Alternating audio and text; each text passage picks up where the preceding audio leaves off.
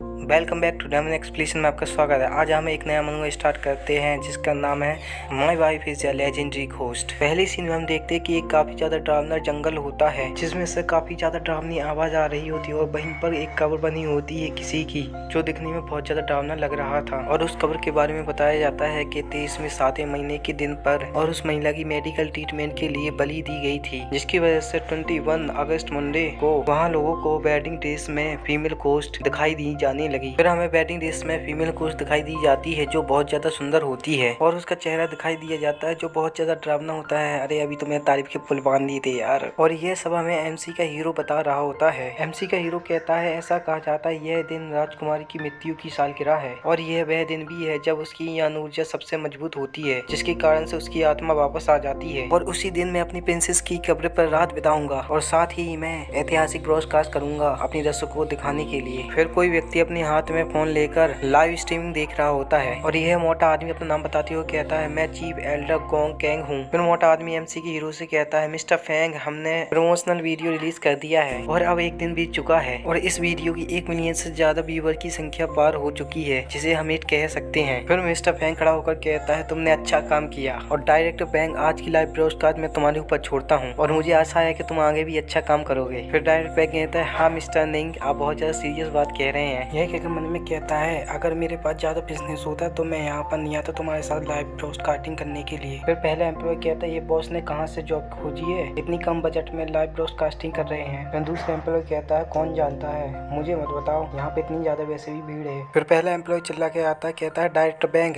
अभिनेत्री ने कहा कि ये जगह बहुत ज्यादा घटिया है इसलिए उसे कुछ आने में समय लगेगा। डायरेक्टर बैंक कहता है ये तो सिर्फ ग्रुप परफॉर्मेंस है, उसे आने में इतनी देर लगेगी, फिर उससे जल्दी से कहो कि जल्दी यहाँ पर आए, लाइव ब्रॉडकास्टिंग ना छोड़े। फिर फर्स्ट एम्प्लॉय कहता है ठीक है मैं अभी जल्दी से कहता हूँ। फिर डायरेक्टर बैंक एम्प्लॉय पर चिल्ला कर कहता है क्या हमें 11:30 बजे ब्रॉडकास्टिंग करनी है, जल्दी से करो। फिर मिस्टर फैंग नहीं कहता मुझे प्रोफेशनल टीम की जरूरत थी। फिर मन में कहता है हे मैंने कुछ डॉलर खर्च किए और मुझे इतना अच्छा डायरेक्टर की टीम मिल गई और तुम जितनी ज्यादा लंबी ब्रॉडकास्टिंग करते हो लाइव उतना ज्यादा तुम्हारा प्रॉफिट होगा। फिर मिस्टर मैंगनिंग डायरेक्टर बैंक से कहते हैं लाइव ब्रॉडकास्ट करने से पहले मैं कुछ आराम करना चाहता हूँ। डायरेक्टर बैंक कहता है कोई समस्या नहीं है, आप आराम कर सकते हैं, हमारे एजेंट आपको सेटिस्फाई कर देगा। और ऐसा लग रहा होता है कि डायरेक्टर की टीम को फीमेल घोस्ट की कब दूर से ही देख रही हो। फिर फर्स्ट एम्प्लॉय कहता है डायरेक्टर बैंक मैंने उस अभिनेत्री को ज्यादा फोन लगाया लेकिन फोन कभी कनेक्ट ही नहीं हो रहा है। फिर डायरेक्टर बैंक गुस्से से कहता है उसे जल्दी फोन लगाओ, अगर वह नहीं आती तो मैं निश्चित रूप से उसके ऊपर कंप्लेंट करूंगा। ओ ठीक है, वैसे भी देर हो गई, जल्दी से जाओ और वेडिंग ड्रेस तुम पहन लो। फिर फर्स्ट एम्प्लॉय कहता है लेकिन मैं तो ये लड़का हूँ। फिर मिस्टर मैंग गुस्से से लात मार कर कहते हैं कि जल्दी जाओ, ये तुम्हारे सास ससुर होंगे जो तुम्हें देखेंगे और अच्छे से स्क्रिप्ट पढ़कर एक्टिंग करना। फिर फर्स्ट एम्प्लॉय कहीं पर देखता हो कहता है डायरेक्टर रुकिए। फिर फर्स्ट एम्प्लॉय ऊपर देखकर कहता है रुकिए, वहाँ पर हो रही है एक्ट्रेस। और फिर वह एक्ट्रेस दिखाई दी जाती है लेकिन वह एकदम फीमेल घोस्ट की तरह दिख रही होती है, डरावनी सी माहौल, एकदम शांत माहौल। फिर बगल वाला एम्प्लॉय देखकर कहता है कि वह यहाँ पर कब आई है और अपने स्वयं के कपड़े भी लेकर आई है। फिर दूसरा एम्प्लॉय कहता है वह कपड़े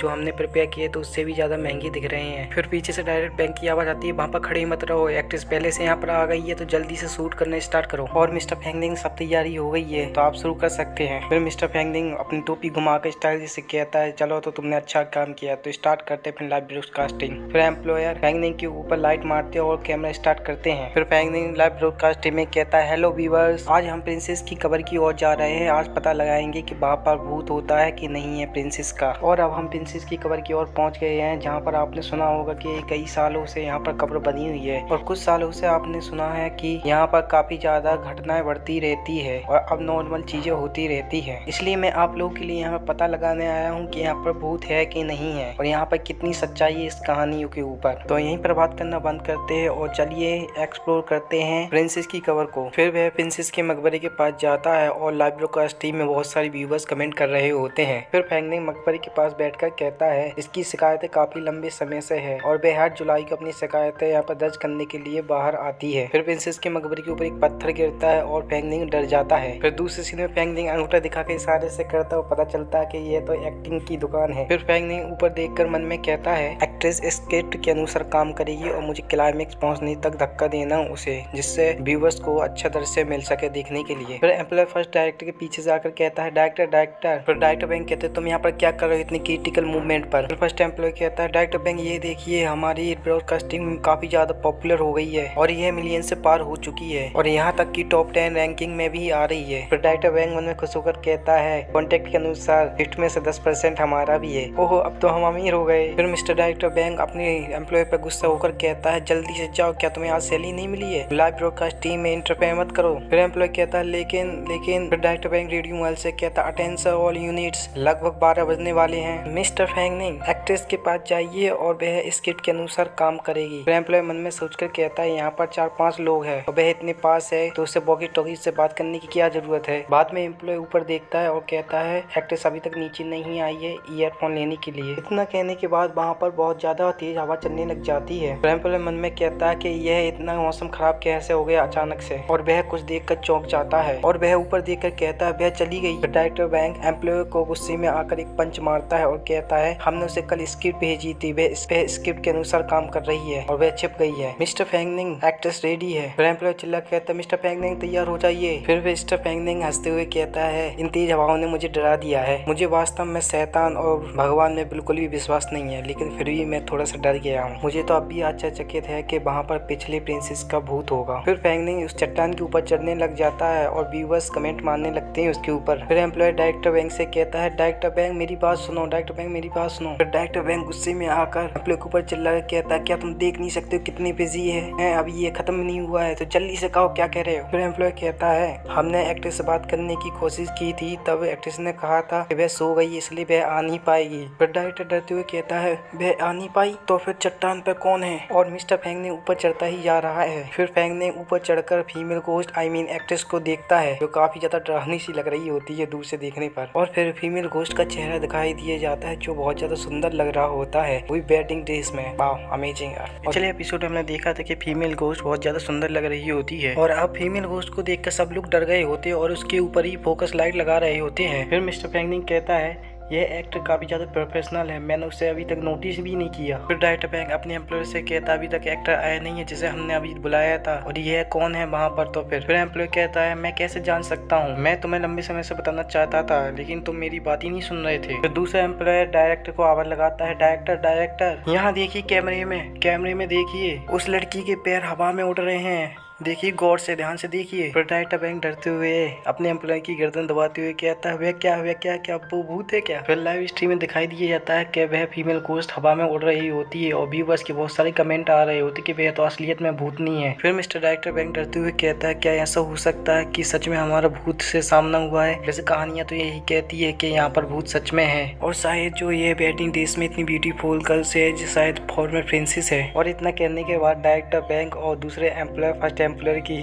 ऊपर चढ़ जाते हैं। फिर फर्स्ट एम्प्लॉय कहता है, यह सही नहीं है, घोस्ट कैमरा में कैसे कैप्चर हो सकते हैं? यह किस प्रकार की आत्मा है? क्या यह भूत है या एलियन है? फिर फीमेल घोस्ट हवा में उड़कर मिस्टर फैंगनिंग के पास आने लग जाती है। फिर मिस्टर फैंगनिंग डरते हुए कहता है, तुम कौन हो, मेरे पास मत आओ। दोबारा से चिल्लाते हुए कहता है, मेरे पास मत आओ। फिर फैंगनिंग मन में कहता है, डायरेक्टर काफी ज्यादा प्रोफेशनल लगता है मुझे तो, और इस एक्ट्रेस लड़की के कपड़े और सफेद बालों को देखो कितनी सुंदर लग रहे, काफी अच्छी क्वालिटी की और काफी अच्छी अमेजिंग एक्ट्रेस लग रही है। फिर मिस्टर फैंग ने स्टाइल से जब मारकर बैठकर मन में कहता है, ऐसा लगता है कि डायरेक्टर ने अपनी टीम के ऊपर काफी ज्यादा पैसे खर्च किए हैं, तो मुझे भी अपनी प्रोफेशनल दिखाना चाहिए। फिर अपने हाथ में टॉर्च लेकर कहता है, मैं तुमसे डरता नहीं हूँ और मैं यंग मास्टर हूँ, मेरा जन्म धूप में हुआ था और मैं बसंत ऋतु में रहता हूँ और एक मामूली सा घोस्ट मेरे पास भी नहीं आ सकता है। फिर वह अपने लाइव स्ट्रीम में देखकर मुस्कुराने लग जाता है और व्यूवर्स कहने लगते हैं, साले वो असलियत का भूत है, और इन तीनों की आंखें फटी रह जाती है और डायरेक्टर बैंक कहता है, वह पागल हो गया है जो भूत को चढ़ा रहा है। लाइव स्ट्रीम में फीमेल घोस्ट को दिखाया जाता है और व्यूवर्स कमेंट मार के कहते हुए, वो आई असलियत का भूत, उसके नाखून देख कितने लंबे हो रहे हैं धीमे धीमे, और वो भी लाल कलर के नाखून बढ़ते जा रहे हैं। फिर डायरेक्टर बैंक वॉकी टॉकीज पे चिल्लाकर कहते हैं, मिस्टर फैंगनिंग कृपया जल्दी से लाइव ब्रॉडकास्टिंग को यहीं पर रोके और धीमे धीमे स्लोली आए, हमें डर है कि हमने एक भूत को हिट कर दिया है। फिर एम्प्लॉय कहता है, डायरेक्टर बैंक यह अजीब बात है, मेरे सामने से अचानक से इलेक्ट्रोमैग्नेटिक वेव गायब हो गए हैं और हमारे सिग्नल हमारी टीम के पास नहीं पहुंच पा रहे हैं। डायरेक्टर बैंक भूल जाइए और यहाँ से हमें चलना चाहिए। फिर फीमेल घोस्ट अपनी वाइंड पावर से उनके ऊपर अटैक कर देती है, जिसकी वजह से पूरी टीम डर जाती है और वह तीनों बहुत ज्यादा डर जाते हैं और वह तीनों अपनी जान की भीख मांगने लगती है और कहते हैं, हमें माफ कर दो, हम यहाँ से अभी चले जाएंगे। फिर फीमेल घोस्ट मिस्टर फैंगनिंग की गर्दन पकड़ के उसे हवा में उड़ा लेती है और यहीं पर फीमेल घोस्ट काफी ज्यादा सुंदर दिख रही होती है वेडिंग ड्रेस में। फिर मिस्टर फैंगनिंग फीमेल घोस्ट को देखने लग जाता है, क्योंकि फीमेल घोस्ट का सर का कपड़ा हवा में उड़ जाता है, जिसकी वजह से फीमेल फीमेल घोस्ट का चेहरा दिखाई देने लग जाता है और इतना ज्यादा सुंदर चेहरा देखकर मिस्टर फेंगनिंग वहीं पर जम जाता है और शर्माने लग जाता है और कहता है यह बहुत ज्यादा सुंदर है। और व्यूअर्स भी फीमेल घोस्ट का चेहरा देखते हैं और कमेंट करने लग जाते हैं कि कितनी ज्यादा सुंदर है। ये पहली फीमेल घोस्ट है जो स्टार बन गई है रातों रात। और फीमेल घोस्ट अभी भी मिस्टर फेंगनिंग की गर्दन दबा रही होती है और मिस्टर फेंगनिंग स्ट्रगल कर रहे होती है अपनी गर्दन छुड़ाने के लिए और मन में कहता है यह क्या हो रहा है, ये स्क्रिप्ट से अलग काम क्यों कर रही है और वह एक लड़की है, वह इतनी ज्यादा स्ट्रॉन्ग कैसे हो सकती है, मैं सांस भी नहीं ले सकता हूँ। लाइव स्ट्रीम में व्यूअर्स कमेंट मारकर कहते हैं मिस्टर फेंगनिंग ये क्या हो रहा है, क्या ये असली की भूत है, आपको वहाँ से जल्दी से निकल जाना चाहिए, हम आपको अगले नेक्स्ट स्ट्रीम में देखना चाहते हैं। और मिस्टर फेंगनिंग मन में कहता है यह क्या हो रहा है, क्या वह मुझे मारना चाहती है, मैं सांस भी नहीं ले सकता हूँ। और वह तीनों उसके मकबरे के सामने भीख मांग रहे होते, उसे छोड़ दीजिए, उसकी जान बख्श दीजिए, अगर ऐसा चलता रहे तो वह मर जाएगा। डायरेक्टर बैंक आपको अभी कुछ सोचना होगा, मैं अभी भी छोटा हूँ, मैं इन हालत में क्या सोच सकता हूँ, तुम देख सकते हो कि वह एक भूत है। फिर मिस्टर फेंगनिंग सांस न लेने के कारण धीमे धीमे बेहोश होने लग जाता है और ऐसा लगता है जैसे कि वह पानी में डूबता जा रहा है धीमे धीमे गहराई में। और उस गहराई में एक रोशनी सी दिखने लग जाती है जो फेंगनिंग के शरीर से आर पार हो जाती है। और जैसे ही वह अचानक से अपनी आंखें खोलता है तो कहता है क्या तुम जानती हो कि मेरे लिए लाइव ब्रॉडकास्टिंग कितना महत्वपूर्ण है। और फिर मन में कहता है मैं चाहता था कि कम से कम तुम मुझे नॉर्मल परफॉर्मेंस तो दो। फिर उसका ब्रेसलेट अचानक से ग्लो करने लग जाता है जिसकी वजह से काफी ज्यादा एनर्जी निकलने लग जाती है और उसका हाथ छूट जाता है और वह जोरों से खांसने लग जाता है। और वह दोबारा से मन में कहता है उसने मुझे लगभग मार ही दिया होता है और गुस्से से उसकी तरफ देखने लग जाता है और कहता है ये किस तरीके की एक्टिंग का काम है। फिर कहता है मुझे अभी शांत होना चाहिए, यह मेरे लिए बहुत महत्वपूर्ण है क्योंकि अभी लाइव ब्रॉडकास्टिंग चल रही है, ये फेल हो जाएगी अगर मैंने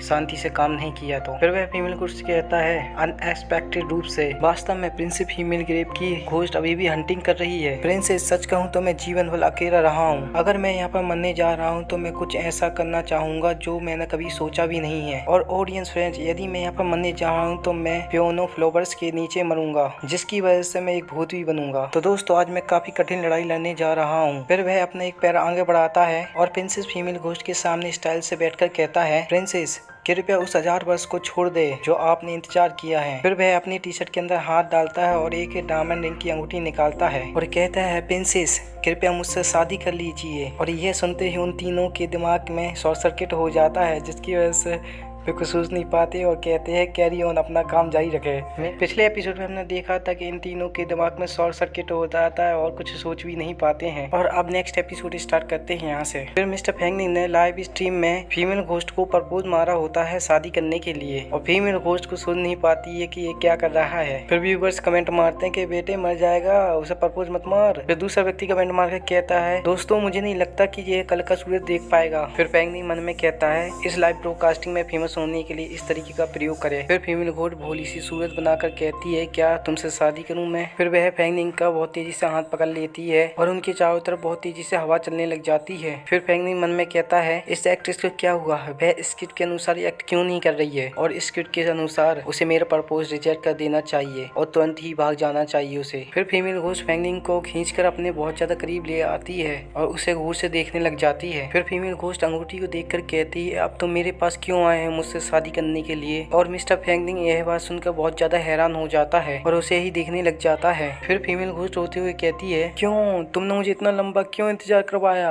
और यह कहकर फीमेल घोस्ट अपनी एनर्जी बहुत सारी रिलीज करने लग जाती है जिसके कारण फेंगनिंग की हालत खराब होने लग जाती है। फिर फेंगनिंग अपने कानों पर हाथ रखकर कहता है क्या हुआ, क्या यह तूफान और विस्फोट मैकेनिज्म के द्वारा वास्तव में हो सकता है। फिर फीमेल घोस्ट बहुत ज्यादा गुस्से में आकर चिल्लाकर कहती है तुम मुझे यहाँ पर अकेला क्यों छोड़ गए थे, क्यों। इतना कहने के बाद बिजली गिरने लग जाती है और तूफान बहुत तेजी से आ जाता है जिसके कारण एम्प्लॉय दूर फेंक जाते हैं और डायरेक्टर बैंक भी एक दूर पेड़ से टकरा जाते हैं। फिर फीमेल घोस्ट भी अपनी असली फॉर्म में आ जाती है जो शैतान का फॉर्म हो जाता है और ऐसे रूप देखकर फेंगनिंग बहुत तेजी से भागने लगता है और इस तरीके से भागते हुए देखकर फीमेल घोस्ट हंसने लग जाती है और व्यूअर्स लाइव स्ट्रीम में कमेंट मारते ही जा रहे होते हैं। और एक कमेंट में तो लिखा हुआ होता है कि बेटा भाग ले यहीं से, नहीं तो बेटा तेरी अर्थी बन जाएगी यहीं पर। फिर फेंगनिंग भागने की कोशिश करता है लेकिन भाग नहीं पाता जाता है क्योंकि फीमेल घोस्ट उसका हाथ पकड़े हुए था। और फैंगनिंग को जब एहसास होता है कि फीमेल घोस्ट उसका हाथ पकड़े हुए तो वह पीछे मुड़कर देखता है और मन में कहता है मैं यहाँ पर मरना नहीं चाहता क्योंकि मैंने अभी काफ़ी पैसे नहीं कमाए हैं। फिर फीमेल घोस्ट दोबारा से अपने पास उसे खींचती है और कहती है रोते हुए तुमने मुझे पीछे क्यों छोड़ दिया और तुमने पर्सनली मुझे पीछे छोड़ा है। उसकी ऐसी बातें सुनकर फैंगनिंग अपनी पास्ट लाइफ में चला जाता है। उसके डैड कहते हैं यहाँ पर कुछ दिन के लिए रुकिए, हम मॉम और डैड जल्दी ही वापस आ जाएंगे। फिर उसकी मॉम कहती है अंकल और आंटी आपका अच्छा ख्याल रखेगी इसलिए तुम्हें अच्छा लड़का बनना है। फिर उसकी आंटी कहती है हे बच्चे रोना बंद कर, वैसे भी तुम्हारे माता पिता अब नहीं चाहते हैं तुम्हें और मेरे लिए ज्यादा काम कर रहे हैं, नहीं तो तुम्हें खाना नहीं मिलेगा रात का। फिर फैंगनिंग बिस्तर में लेटते हुए कहता है मॉम डैड मैं तुम्हें बहुत याद करता हूँ, तुम कहाँ हो, मुझे मत छोड़ के जाओ, मैं तुम्हारा आज्ञाकारी बेटा बनूंगा। और भी अधिक रोते हुए कहता है कि मुझे मत छोड़ के जाइए। फिर मिस्टर फैंगनिंग प्रेजेंट में आता है और कहता है ओह तुम भी मेरी तरह हो हैं, और फीमेल घोस्ट के सिर पे हाथ रखकर कहता है रोना बंद करो ठीक है। फिर वह छोटे से बॉक्स से अंगूठी निकालता है और फीमेल घोस्ट को वेडिंग रिंग पहना देता है और उसके हाथ में वेडिंग रिंग काफी अच्छी लग रही होती है। फिर फैंगनिंग फीमेल घोस्ट को अपनी सीनी से लगा लेता है, आई मीन गले से लगा लेता है और कहता है मैं वापस आया हूँ तुमसे शादी करने के लिए। यह बात सुनकर फीमेल घोस्ट बहुत ज्यादा शर्मा जाती है और उससे बहुत दूर हवा में फेंक देती है और उसका सर पेड़ से टकरा जाता है। फिर उसकी धीमी धीमी आंखें खुलती है और वह अपनी पूरी टीम को देखता है और डायरेक्टर बैंक भी साथ में होते हैं। फिर डायरेक्टर बैंक कहता है आखिरकार तुम जाग ही गए, ओ मिस्टर फैंगनिंग जीवित है। फिर मिस्टर फैंगनिंग खड़ा हुआ कहता है कि क्या हुआ था रात में कल और वह फीमेल घोस्ट कहाँ पर है। फिर वह तीनों एक दूसरे को देखते हैं और डायरेक्टर बैंक मिस्टर फैंग से कहता है कल जब हवा चली थी तब लोग हम सब बेहोश हो गए थे और तुम तो जानते हो कल रात जब हम बेहोश हो गए तो हमें कुछ नहीं मालूम, लेकिन कल रात क्या हुआ था। फिर सेकंड एम्प्लॉय कैमरा दिखाकर कहता है हमने कैमरा भी चेक किया लेकिन दुर्भाग्य से कैमरा नीचे गिर गया था जिसकी वजह से उसमें केवल पेड़ और चट्टानें दिखाई दे रही हैं और कुछ भी नहीं है इसके अंदर। फिर मिस्टर फैंगनिंग फीमेल घोस्ट के बारे में सोचकर कहता है तो कल रात में क्या हुआ था और फिर वह टीम से कहता है कुछ नहीं, मुझे भी आपकी तरह बेहोश होना चाहिए था कल बस। फिर वह दुआ से मन में कहता है प्रिंस की कब्र रात में कल काफी डरावनी थी लेकिन लगता है आज काफी ज्यादा सामान्य दिन है। फिर डायरेक्टर बैंक खुश होकर बताता है आपके अकाउंट में 1,50,000 फॉलोवर्स बढ़ गए हैं और केवल फॉलोवर्स ही नहीं, केवल लाइव ब्रॉडकास्टिंग से ही आपने 30,000 युआन कमा लिए हैं और सिर्फ केवल आपने 15,000 युआन प्लेटफॉर्म से ही कमा लिए हैं। मैं आपको कल ब्रॉडकास्टिंग की लाइव वीडियो भेज दूंगा जिससे आपके और फॉलोवर बढ़ जाएंगे और इनकम का भी सोर्स बढ़ जाएगा। यह बातें सुनकर मिस्टर फैंगनिंग हंसने लग जाता है और कहता है इस समय शेयर के बारे में चिंता मत करिए और मैं कॉन्टेक्ट को भी फॉलो करूंगा,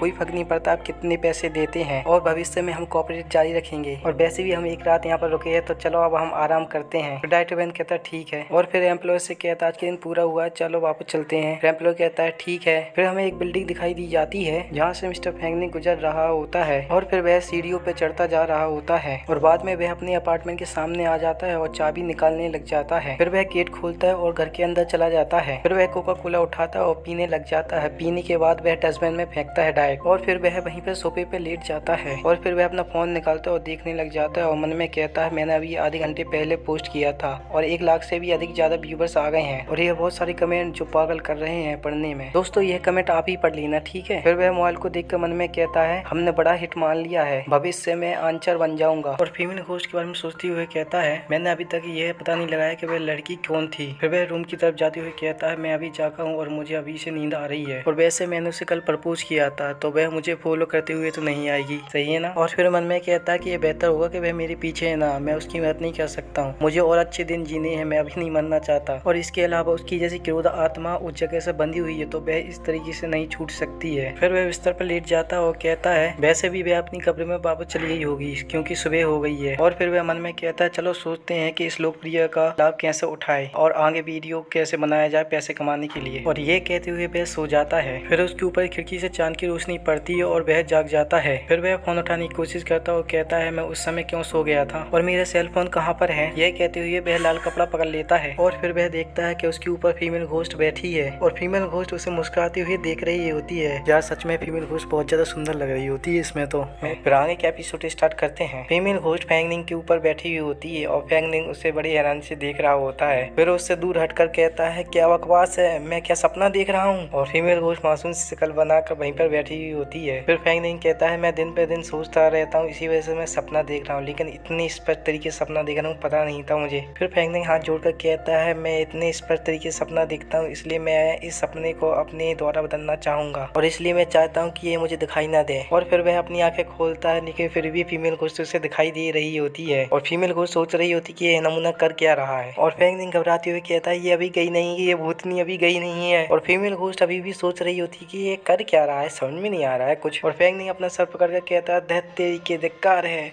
क्या इसलिए क्योंकि मैं बचकर थक चुका हूँ इसलिए मैं सपने से बच नहीं पा रहा हूँ। और फिर फैंगनिंग अपने दिमाग की बत्ती जलाता है और कहता है अरे मुझे याद आया, मरने से पहले यदि आप जानना चाहते कि ये सपना है कि हकीकत, तो आपको अपने हाथ की उंगलियों की पीछे की ओर रखना होगा और आप जान जाएंगे कि ये सपना है कि हकीकत। फिर वह अपनी हाथ की उंगली को दूसरी हाथ की उंगलियों में रखता है और अपनी हाथ की उंगली को मोड़ देता है। फिर वह जोर से चिल्लाता है और ये आवाज सुनकर दोनों बिल्लियों के काम में रुकावट आ जाती है। और फैंगनिंग अपनी उंगली को पकड़ कर कह रहा होता बहुत ज्यादा दर्द हो रहा है। फिर फीमेल घोस्ट ये देख कर कहती है तुम क्या कर रहे हो। फिर फैंगनिंग दोबारा से हैरानी से देखता हुआ कहता है ये तो ड्रीम है ही नहीं है। और फीमेल घोस्ट को छूकर कहता है यह तो वास्तव में सपना नहीं है। फिर वह खड़ा होकर कहता है जोर से कि तुम यहाँ पर क्यों हो। फिर फैंगनिंग मन में कहता है यह सब खत्म हुआ, इस भूतनी ने मेरे घर तक पीछा गया, अब इसे मैं कैसे भगाऊंगा। फिर फीमेल घोस्ट फैंगनिंग का हाथ पकड़ लेती है और बहुत प्यारी सी शक्ल बनाकर कहती है मैं तुम्हें यहाँ पर देखने आई हूँ। यह बात सुनकर बेचारे के होश उड़ जाते हैं और पत्थर बन जाता है और कहता है तुम मुझे यहाँ पर क्यों देखने आई हो, हम तो एक दूसरे को जानते भी नहीं है बॉस। फिर शर्माते हुए फीमेल घोस्ट कहती है माई हस्बैंड, मैं तुम्हें देखने आई हूँ। फिर फैंगनिंग मन में कहता है क्या बकवास है, क्या वह मुझे अपने हस्बैंड की तरह ट्रीट कर रही है। फिर फीमेल घोस्ट बहुत ज्यादा गुस्सा होकर कहती है क्या तुम मुझे भूल गए हो। फिर फैंगनिंग डरते हुए फीमेल घोस्ट से कहता है दरअसल लास्ट नाइट में यह हुआ था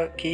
यह सुनकर फीमेल घोस्ट बहुत ज्यादा क्रोधित हो जाती है और चुड़ैल बनने ही वाली होती है। और फैंगनिंग रोने ही वाला होता है कि कहता है ये बहुत ज्यादा डरावना है, पहले मैं अपनी जान बचाऊंगा फिर उसके बाद सोचूंगा कि उसे कैसे भगाना, और वैसे भी कुछ भी कर सकती है। और फैंगनिंग उसका प्यासा हाथ पकड़ता है और कहता है अब बेशक मैं नहीं भूला हूँ, और मेरी बात सुनो तुम्हारा वैसे नाम क्या है। और फैंगनिंग यह कहकर उसे चुड़ैल बनने से पहले रोक लेता है, उसे शांत करा देता है। फिर फीमेल घोस्ट कहती है मेरा नाम जियांगली है। यह सुनकर फैंगनिंग कहता है अच्छा तुम्हारा नाम जियांगली है। अपना नाम सुनकर जियांगली बहुत ज्यादा खुश हो जाती है। फिर फैंगनिंग मन में कहता है मैं बच गया अभी, अगर वह मुझसे असमय होती थी वह मुझे खा जाती। फिर शर्माते हुए कहता है लेकिन फीमेल घोस्ट बहुत ज्यादा सुंदर है। फैंगनिंग तुम क्या कह रहे हो, वह मर चुकी है, तुम इतनी लंबी समय से सिंगल हो इसलिए क्या तुम फीमेल घोस्ट के लिए भावना उत्पन्न कर रहे हो। फिर फैंगनिंग खांसते हुए कहता है तुम यहाँ कैसे आई हो, तुम्हारी कब्र से लगभग 10 किलोमीटर दूर है ये। फिर जियांगलिंग सिर हिला देती है। फिर वह हवा में उड़ती है और कहती है सोस पर्पल। यह कहते ही फैंगनिंग की तरफ आगे बढ़ती है और फैंगनिंग के अंदर चली जाती है। फिर फैंगनिंग हैरानी से कहता है कभी क्या हुआ है। फिर फैंगनिंग चारों तरफ देखने लगता है कि फीमेल घोस्ट गई कहाँ है। फिर जियांगलिंग फैंगनिंग की बॉडी से निकलती है और कहती है मैं यहाँ हूँ तुम्हारी बॉडी में। फिर फैंगनिंग घबराकर कहता है कि मेरी बॉडी में तुम कैसे आ गई। फिर जियांगलिंग फैंगनिंग की बॉडी से बाहर निकलती है और धड़ाम से गिर जाती है फर्श पर। और फैंगनिंग हैरान हो जाता है उसे फर्श पर गिरते हुए देखकर। और फिर जियांगलिंग अपने गाल को सहलाने लग जाती है जहाँ पर चोट लगी होती है। और यह पोज वास्तव में बहुत गजब का है यार। और फैंगनिंग उसे ऐसे पोज में देख कर शर्मा कर कहने लगता है यह बहुत क्यूट लग रही है, और देखने में ऐसा नहीं लगता है कि वह मेरे प्रति कोई शत्रुता रखती है। फिर जियांगलिंग उठने के बाद अपने कपड़े को साफ करने लग जाती है और जैसे ही वह चलने के लिए आगे कदम रखती है वैसे ही वह धड़ाम से गिर जाती है। और यह देखकर फैंगनिंग मन में कहता है वह थोड़ी सी बेवकूफ भी है। फिर फीमेल घोस्ट खड़ी हो जाती है। फिर फैंगनिंग कहता है तुम्हें अपने कपड़े बदल लेना चाहिए क्योंकि इन कपड़ों में घूमना असुविधाजनक है तुम्हारे लिए। फिर जियांगलिंग अपना सिर हिलाती है और एक मंत्र बोलने लगती है जिसके कारण उसके चारों तरफ हरी हरी सी रोशनी हो जाती है। फिर फैंगनिंग खुश होकर कहता है क्या यह लेजेंडरी स्पेल हो सकता है। और फीमेल घोस्ट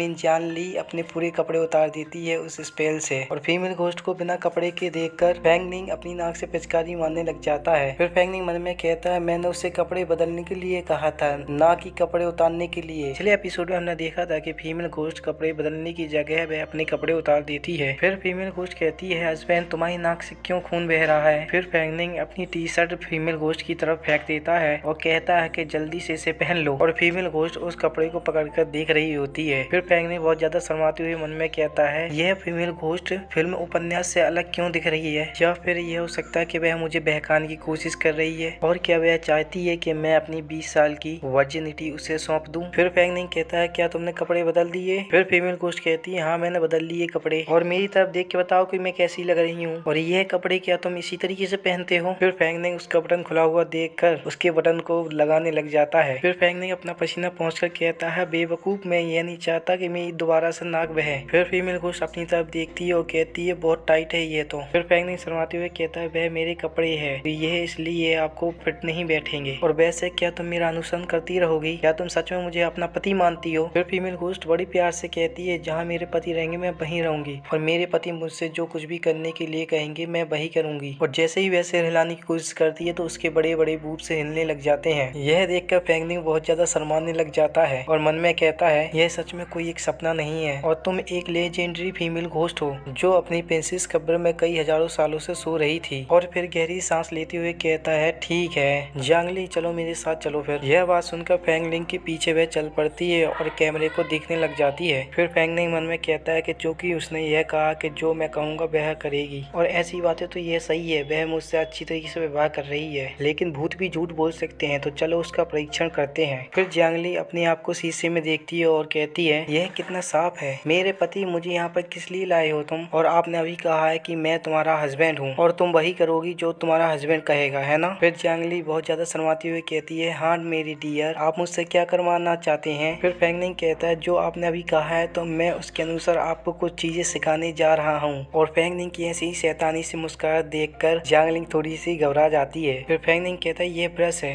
क्योंकि तुम मेरे साथ यहाँ पर रहने जा रही हो इसलिए तुम्हें रोजाना दिन और रात को अपने दांत साफ करने की जरूरत है और मैं आपके लिए टूथ ब्रश और टूथ कप खरीद लाऊंगा एक और, इसलिए मैं पहले आपको उपयोग करके दिखाता हूँ कि इसका उपयोग कैसे किया जाता है। फिर जियांगली बहुत ध्यान से उसे देखने लग जाती है। फिर फैंगनिंग कहता है इसे पकड़ो और अपने मुंह को अच्छी तरीके से साफ करो ऊपर से और नीचे से और मुंह में जो झाग बनेगा उसे पानी से बाहर थूक दे। यह सुनते ही फीमेल घोस्ट ब्रश के साथ ही उसके हाथ को मुंह में ले लेती है और मुंह में ब्रश लेते हुए कितनी प्यारी लग रही होती है। और फिर वह अपने हाथों से ही अपने दांत को साफ करने लग जाती है और कहती है ब्रश करूंगी और मेरे दांत साफ हो जाएंगे। फिर फैंगनिंग वहाँ पर आता है और कहता है तुम मेरे टूथब्रश से क्यों दांत साफ कर रही हो? फिर मन में कहता है यह तो इनडायरेक्ट किस है। फिर जियांगली जल्दी से उसके गिलास से पानी मुंह में ले लेती है और फैंगनिंग यह देखकर कहता है वह जल्दी सीख रही है और जियांगली को वह टुकुर टुकुर देखे ही जा रहा होता है। फिर जियांगली कुल्ला कर पानी को थूक देती है और फैंगनिंग अभी भी उसे देख ही जा रहा होता है और जियांगली ऐसे पूछने में बहुत ज्यादा खतरनाक लग रही होती है। फिर जियांगली कहती है हस्बैंड तुम मुझे ऐसे क्यों देख रहे हो? फिर फैंगनिंग शर्माते हुए मन में कहता है वह बहुत ज्यादा क्यूट लग रही है और शर्माते हुए कहता है यह परीक्षा तुम्हारी पास मानी जाएगी। और जियांगली को कुछ समझ नहीं आ रहा होता है कि वह कर क्या रहा है। फिर फैंगनिंग जियांगली की मुंह से टूथब्रश निकालता है और कहता है कि मेरा टूथब्रश दोबारा से यूज मत करना और क्योंकि तुम यहाँ मेरे साथ रहना चाहती हो तो मैं तुम्हारे लिए अलग से सेट खरीद दूंगा। और फिर उसके प्यार से गाल पे हाथ लगाता है जिसे जियांगली बहुत प्यारा से क्यूट चेहरा बनाती है और कहती है प्रिय हस्बैंड धन्यवाद, मैंने आपके लिए काफी परेशानी खड़ी की है। फिर फैंगनिंग कहते ये ठीक है लेकिन तुम मुझे अपने हस्बैंड के रूप में क्यों पहचानती हो और तुम मेरे साथ इतना अच्छा व्यवहार क्यों करती हो? फिर जियांगली कहती है मुझे कुछ याद नहीं है और मुझे याद भी नहीं आ रहा है, मुझे इतना याद है कि तुम मेरे हस्बैंड हो और मैं तुम्हारा इंतजार कर रही थी। फिर वह शीशे में देखकर दोबारा से कहती है खैर मुझे ऐसा लगता है कि मैं कुछ महत्वपूर्ण सोच रही थी। फिर फैंगनिंग मन में कहता है कुछ चीजों की तलाश और भूलने की बीमारी भी है और निश्चित रूप से यह किसी ऐसी चीज के कारण है जिसके कारण आपने मुझे खोजा था। फिर जियांगली अपने सिर को पकड़ के कहती है लेकिन मुझे याद नहीं आ रहा है, मुझे बहुत बुरा लग रहा है, इसलिए ऐसा लगता है इस चाम ने मेरी यादों को बंद करके रखा है। फिर फैंगनिंग मन में कहता है जियांगली का चाम को मैं नहीं जानता कि यह क्या है, लेकिन जिस व्यक्ति ने इसे दिया है इसमें दुर्भाग्य और आशीर्वाद हो सकता है, इसके बारे में यहाँ सोचना उचित नहीं है। सबसे पहले तुम्हें अपने कमरे में जाना चाहिए, मैं टॉयलेट कर वापस आता हूँ। फिर वह टॉयलेट कर रहा होता है और कहता है कि वास्तव में उसे कुछ याद नहीं है और उसके सर पे कुछ जुनून है जिसकी वजह से वह भूत है और टॉयलेट करते समय पे कुछ उसे अजीब सा लग रहा होता है और जियांगली मजेदार तरीके से उसे देख रही होती है। फिर फैंगनिंग अजीब सा चेहरा बनाते हुए कहता है तुम यहाँ पर क्या कर रही हो? फिर जियांगली फुल कॉन्फिडेंस से कहती है बेशक मैं अपने पति का इंतजार कर रही हूँ। यह सुनते ही फैंगनिंग के ऊपर से एक कौवा उड़ जाता है। फिर फैंगनिंग जियांगली के पिछवाड़े पे लात मार के उसे बाहर फेंक देता है और चिल्ला कर कहता है बाहर जाओ और मेरा इंतजार करना। और जियांगली थोड़ा सा हैरान हो जाती है। फिर फैंगनिंग टॉयलेट करने के बाद बहुत आराम मिलता है उसे और पसीना सब पहुँचने लग जाता है और फिर वह टॉयलेट का फ्लश दबाता है और जियांगली के बारे में सोचने लग जाता है और मन में कहता है हालांकि तुम बहुत ज्यादा क्यूट और सुंदर हो और तुम मुझे अपना पति बुलाती हो, लेकिन मनुष्य और भूतों का रास्ता अलग अलग होता है और वह एक साथ नहीं चल सकते हैं और मैं कोई निंग कैचेन और जूजियान नहीं हूँ, ये असंभव है ऐसे रास्ते पे चलना मेरे लिए और यह बेहतर होगा कि मैं किसी तरीके से ऐसा रास्ता खोज लूँ कि मैं उससे पीछा छुड़ा लूँ। फिर फैंगनिंग गेट खोलता और अंदर जाता और कहता है जियांगली तुम क्या कर रही हो? और वह कुछ ऐसा देख लेता है जिसकी वजह से वह पत्थर बन जाता है और वह जियांगली का ऐसा खतरनाक पोज देख लेता है सेक्सी वाला, और साथ ही वह एक किताब पढ़ रही होती है। और फैंगलिंग दौड़ कर जाता है और जैंगलिंग के ऊपर कूदता है और कहता है कि वापस दे दो, लेकिन जैंगलिंग बच जाती है और हवा में उड़ जाती है। और फिर फैंगलिंग शर्माते हुए कहता है तुमने ये किताब कहाँ से खोज ली है, और वह दोबारा से उसे पकड़ने की कोशिश करता है, लेकिन जैंगलिंग उसे दोबारा बच जाती है और कहती है मैंने इसे अपने हस्बैंड के बेड के नीचे से खोजा है। और हस्बैंड, ये किताब के लोग कपड़े क्यों नहीं पहनते, क्या वह एक युगल है, और हस्बैंड क्या मुझे आपके साथ ऐसा ही करना पड़ेगा। और यह सुनते ही फैंगलिंग का चेहरा लाल हो जाता है और उसमें से धुआं सा निकलने लग जाता है और मन में कहता है कि क्या वैसे ही सेम करना होगा। फिर फैंगलिंग दोबारा से उससे किताब छीनने लग जाता है और जैंगलिंग उससे बच जाती है। फिर फैंगलिंग कहता है जब मैं कुछ खरीदने के लिए गया था तो एक बूढ़े आदमी ने जबरदस्ती ये किताब मेरे हाथों में पकड़ा दी और मुझे ये खरीदनी पड़ी। फिर जैंगलिंग किताब के चित्र को दिखाकर कहती है हस्बैंड, यह लड़की अपने हस्बैंड के सामने घुटने क्यों टेकती है और उनके सामने सिर क्यों झुका रही है। यह सुनकर फैंगलिंग का चेहरा लाल हो जाता है और शर्माने लग जाता है बहुत ज्यादा। एपिसोड में हमने देखा था कि जैंगलिंग पूछती है हस्बैंड, यह लड़की अपने पति के सामने क्यों घुटने टेक कर बैठी है। यह बात सुनकर फैंगलिंग बहुत ज्यादा शर्माने लग जाता है। फिर फैंगलिंग जल्दी से पुस्तक जैंगलिंग से छीन लेता है और कहता है यह बुक मुझे वापस करो जल्दी से और इसे पढ़ना मत तुम। फिर वह बेड के नीचे बुक रख कर कहता है अब से तुम्हें मेरी परमिशन के बिना मेरी चीजों को छूने की जरूरत नहीं है, तुम समझी ना। और जैंगलिंग उसे बुक छुपाते हुए देख ही रही होती है और फैंगलिंग की बात सुनकर कहती है ठीक है मैं समझ गई। फिर फैंगलिंग कहता है चलो वैसे काम की बात पे आते हैं, तुमने कहा कि अभी तुमने बाथरूम में इसे खो दिया था। इतना कहते ही है कि जैंगलिंग अचानक से फैंगलिंग के करीब आ जाती है और फैंगलिंग थोड़ा सा हैरान हो जाता है और जैंगलिंग फैंगलिंग के मेन पॉइंट को देखकर शैतानी से मुस्कान देने लग जाती है। यह देखकर फैंगलिंग कहता है ऐसी जगह पर मत देखो जहाँ पर मुझे शर्म आ रही हो। फिर जैंगलिंग कहते हैं जो किताब में चित्र है उसके अनुसार रियलिटी में बहुत ज्यादा अलग दिख रहा है। यह कहते हुए जैंगलिंग अपने दोनों हाथ उठाती है और शैतानी से मुस्कान देकर उसके मेन पॉइंट को पकड़ने लग जाती है। फिर फैंगलिंग अपने मेन पॉइंट को छुड़ाने की कोशिश करते हुए कहता है कि तुम ये क्या कर रही हो, और जैंगलिंग उसके मेन पॉइंट को पकड़कर कहती है जो किताब में लिखा है वही करो, सबसे पहले मेरे पति को अपने कपड़े उतारने होंगे। फिर फैंगलिंग शर्माते हुए कहता है जो किताब में लिखा है उसे भूल जाओ और तुम मेरे कपड़े अचानक से क्यों उतारने लगी हो, और ऐसे काम कैजुअल नहीं किए जा सकते हैं। फिर जैंगलिंग गुस्सा सा चेहरा बनाकर कहती है मैं ऐसी लापरवाही से काम क्यों नहीं कर सकती हूँ, तुम मेरे हस्बैंड हो और मैं केवल अपने हस्बैंड के साथ कर सकती हूँ सिर्फ। यह कहते हुए वह फिर से फैंगलिंग के मेन पॉइंट को पकड़ने लग जाती है और फैंगलिंग जंप करके अपने मेन पॉइंट को बचा लेता है और फैंगलिंग कहता है कि हम ऐसा नहीं कर सकते क्योंकि हम अभी मिले हैं, और जैंगलिंग उसे अभी भी पकड़ने जा रही होती है। यह देखकर फैंगलिंग कहता है सबसे पहले हमें बैठना चाहिए और हमें गंभीरता से बात करनी चाहिए। यह कहते हुए फैंगलिंग मन में कहता है मैं अभी भी वर्जिन हूँ और मैं अपनी वर्जिनिटी इस फीमेल घोस्ट को लापरवाही से नहीं लेने दूंगा। फिर फैंगलिंग दोबारा से शर्मा कर कहता है अगर वह मेरे साथ जबरदस्ती करती है तो मैं उसे हरा नहीं सकता हूँ और मुझे अपनी वर्जिनिटी उसे देनी पड़ेगी डायरेक्टली। और जैंगलिंग इधर बेड पर बैठकर कहती है शांति से ठीक है मैं समझ गई। यह सुनकर बेचारा फैंगलिंग वहीं पर खड़ा होकर मुर्दा बन जाता है क्योंकि उसे बहुत ज्यादा डिसअपॉइंटेड महसूस होती है। फिर फैंगलिंग अपने सिर हिलाकर कहता है कि मैं ये क्या सोच रहा हूँ, और ऐसी हरकतें देखकर जैंगलिंग को कुछ समझ में नहीं आ रहा होता है। फिर फैंगलिंग मन में कहता है आखिरकार हम अपनी काम की बात पर वापस आ ही गए। फिर फैंगलिंग जैंगलिंग से कहता है चलो सबसे पहले हम बात करते हैं कि हम क्या करने जा रहे हैं। यह सुनते ही जैंगलिंग शर्माती हुई कहती है आई सी, किताब में उन लोगों ने कपड़े नहीं पहने हैं तो हम भी वैसे ही करते हैं, सबसे पहले मुझे अपने कपड़े उतारने होंगे और तुम्हें भी अपने कपड़े उतारने होंगे। यह कहते ही वह अपने बड़े बड़े बूब्स दिखाने लग जाती है। यह देखकर फैंगलिंग की आंखें फटी रह जाती है और कहता है मैंने इतनी सारी बातें कहती है ये फालतू में कहती है क्योंकि उसे कुछ समझ में ही नहीं आया है। फिर जैंगलिंग शर्माती हुई मुस्कुराती हुई कहती है इस मामले में मेरे पति को मुझे स्वीकार करने में सक्षम होना चाहिए। यह कहते हुए जैंगलिंग फैंगलिंग के बहुत करीब आकर कहती है मेरे हस्बैंड आप मुझे इस तरीके से पसंद करते हैं, अगर आप करते हैं तो हम अभी कर सकते हैं। यह कहते हुए जैंगलिंग उसे किस करने जा रही होती है और फैंगलिंग बहुत ज्यादा शर्मा कर कहता है तुम मुझे देने जा रही हो। फिर वह अचानक से अपनी टी शर्ट उतारता है और कहता है